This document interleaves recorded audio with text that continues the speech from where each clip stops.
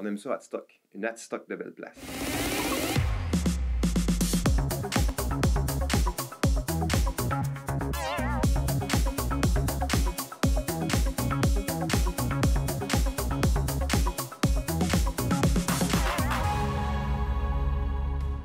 Bonjour, bienvenue à l'émission Une Adstock de belle place.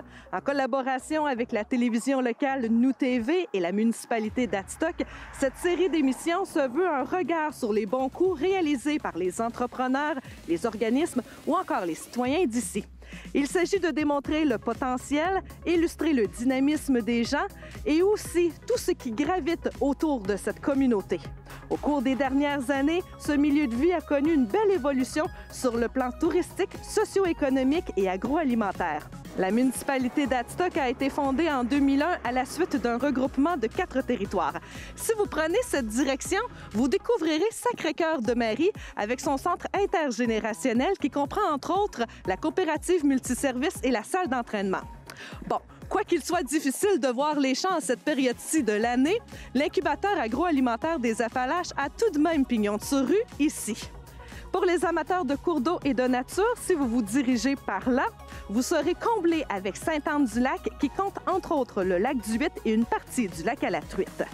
Par contre, si vous voulez voir notre mont Adstock et les citoyens, vous devez vous rendre à Saint-Daniel. C'est aussi à Saint-Daniel que vous pourrez profiter des attraits qu'offre le Parc national de Frontenac. Mais si vous continuez tout droit, vous arriverez dans le secteur urbain de Saint-Méthode. C'est d'ailleurs à cet endroit que nous tournerons aujourd'hui une grande partie de l'émission afin de découvrir différents exemples de participation collective.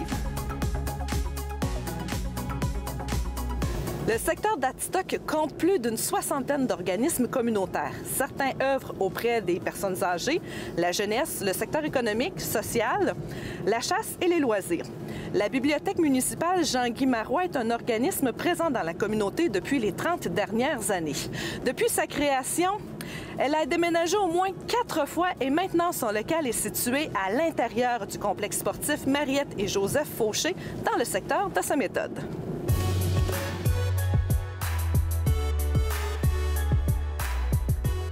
Bonjour Émilie. Bonjour. Je t'amène visiter la bibliothèque municipale d'Adstock.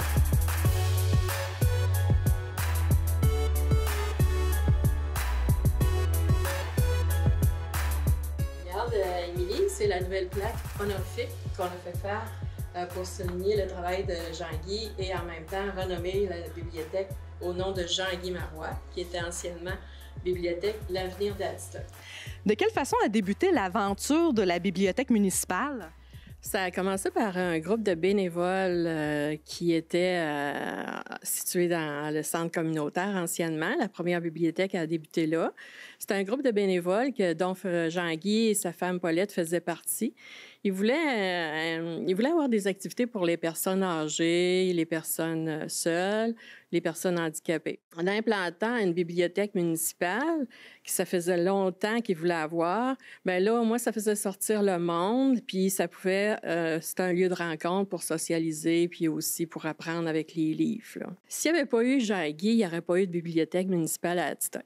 Jean-Guy en était le fondateur, le bénévole assidu presque à toutes les heures d'ouverture. Jean-Guy était ici pour conseiller les lecteurs parce qu'il lisait beaucoup lui-même.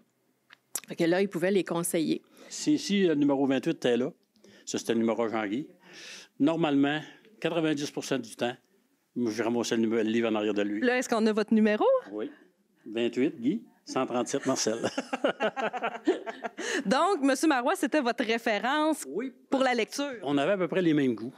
Tu sais, les séries historiques québécoises, il aimait ça. Puis même des séries comme ça, Lucinda Riley, Jeffrey Archer, c'est des livres qu'il aimait, lui, ça. Puis quand il nous l'enseignait, il le renseignait normalement, on était correct. On se trompait pas beaucoup.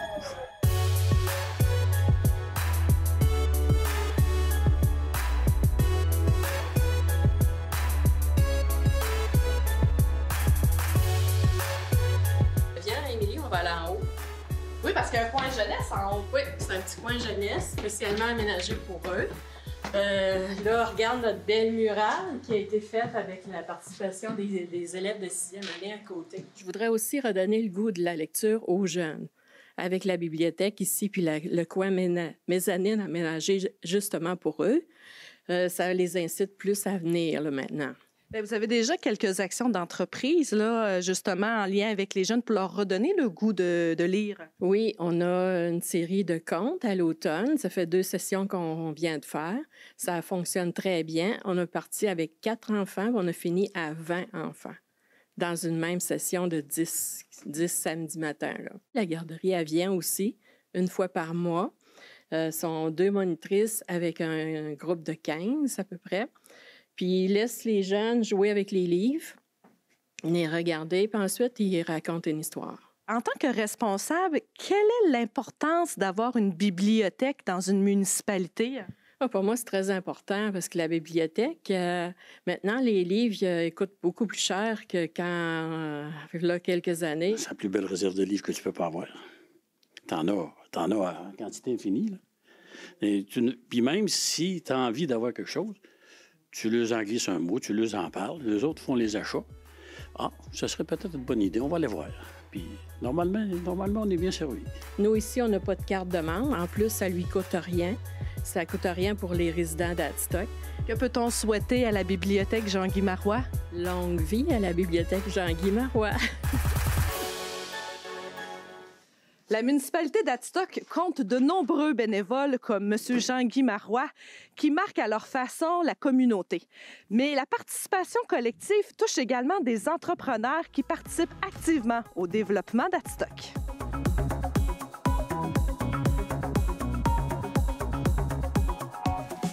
C'est dans le secteur de Saint-Méthode que nous trouvons essentiellement les zones industrielles et commerciales.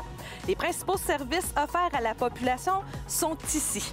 Un parc industriel a également apparu au fil des ans. C'est d'ailleurs dans cette direction que nous nous dirigeons afin de s'arrêter chez Bercomac, une entreprise qui se spécialise entre autres dans la fabrication d'accessoires afin d'équiper des tracteurs allant de modèles de jardin à des modèles agricoles.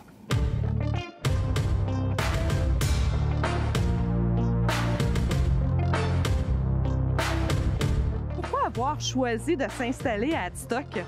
Ben, en fait, ça remonte à l'époque où mes parents ont fondé avec mes grands-parents. Bientôt 27 ans de cela. Bercomac avait des opérations exclusivement de sous-traitance, donc il n'y avait pas de manufacture. Puis les sous-traitants étaient un petit peu partout autour d'Adstock. Fait que logiquement, géographiquement, c'était la place qui faisait du sens. Fait qu'ils ont décidé de commencer ici à Adstock, un petit peu plus haut sur la rue Fortin, juste là-bas. Là. Quels ont été les avantages, justement, de s'implanter ici? Bien, le comité de promotion industrielle, à l'époque, a donné un très bon coup de main. Il était assez premier balbutiement parce que c'était pas la mode, les motels industriels à ce moment-là, mais ils ont fait un spécial pour Alain puis Sylvie, Bertrand et Louiselle qui fondaient Bercomac puis qui voulaient une place pour commencer les opérations. Fait qu'ils ont beaucoup poussé l'OBE pour le projet. Puis ça a amené au premier bâtiment dans lequel on a opéré, qui est un petit peu plus haut ici. Ce qui nous a permis, en 2006, de déménager dans nos nouvelles installations, puis ultimement en arriver où on est aujourd'hui. Beaucoup de projets, beaucoup de développement, mais beaucoup de défis. On va en parler à l'intérieur. Oui, on fait ça, venez. Quel a été le plus grand défi ou le plus récent défi que Bercomac a dû connaître? La main-d'œuvre. La main-d'œuvre, définitivement. Puis ça l'était, v'là 10 ans. La situation, dans les 3 dernières années, s'est détériorée de façon dramatique. Avoir du monde pour travailler, avoir des talents, parce qu'avoir des gens, c'est quelque chose, mais avoir des talents aussi, c'est autre chose. C'est définitivement l'enjeu. On va recruter à l'externe dans différents pays actuellement. On a des travailleurs philippins ici, des travailleurs tunisiens, puis on est en instance d'accueillir des nouveaux travailleurs philippins encore, tunisiens, 6 nouveaux travailleurs. Pour un total actuellement de 9, bientôt 15. Vous, tu as trouvé l'appartement, là?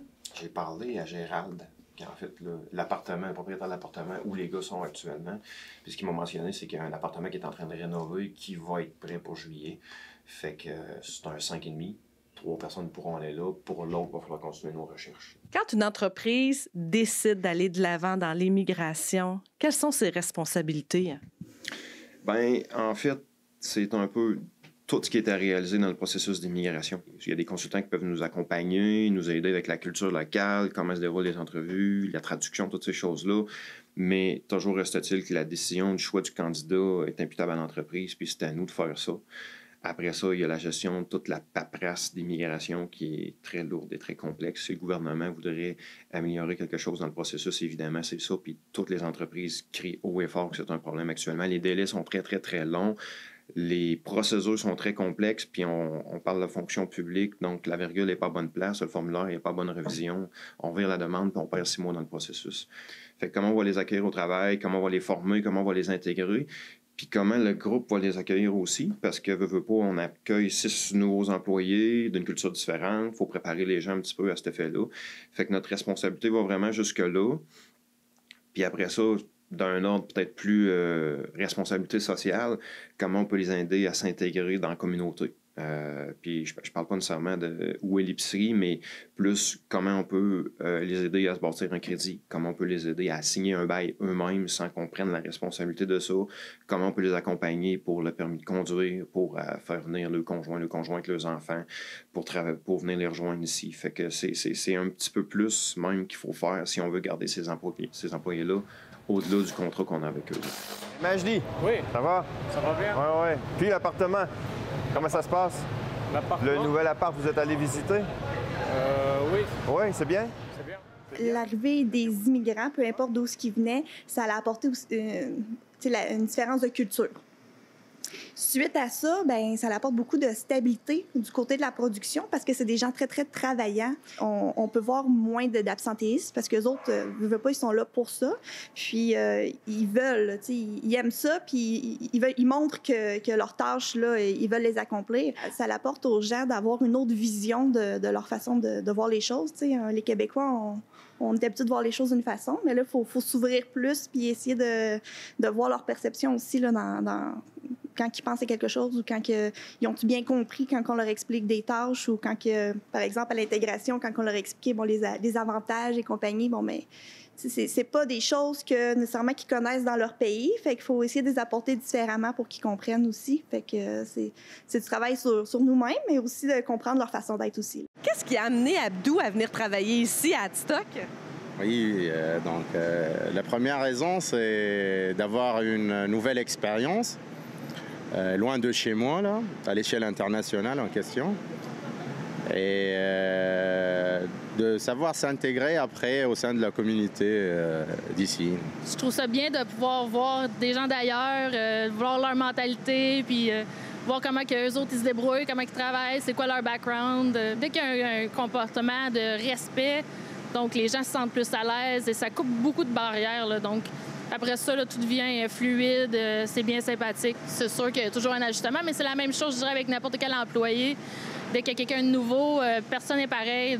Matin ou soir, tu n'as pas pris ton café, tu n'as pas pris ta cigarette. Il n'y a pas personne qui est pareil le matin.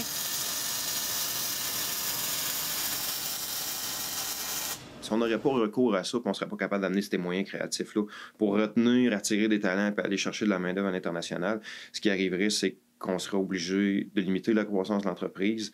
Puis je vous dirais, même dans le cas particulier de Bercomac, on aurait probablement dû laisser aller des clients qui sont demandants pour nous autres, qui ont une croissance forte, puis qu'on n'aurait pas été capable de suivre à ce moment-là. Quelle est votre plus grande fierté? Réussir mon intégration au sein de la famille Berco et d'être capable toujours de remporter les défis qui me sont posés. Vous, seriez-vous prêt à tout quitter pour aller dans un pays étranger? Non. Moi, je le ferais pas parce que avec mes enfants, il me semble que j'aurais dit. Je trouvais ça difficile, là.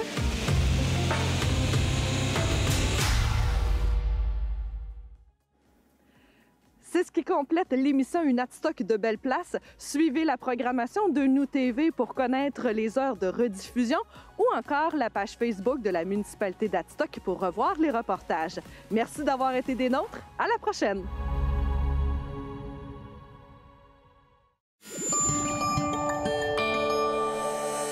Nous TV, fiers de faire rayonner notre communauté.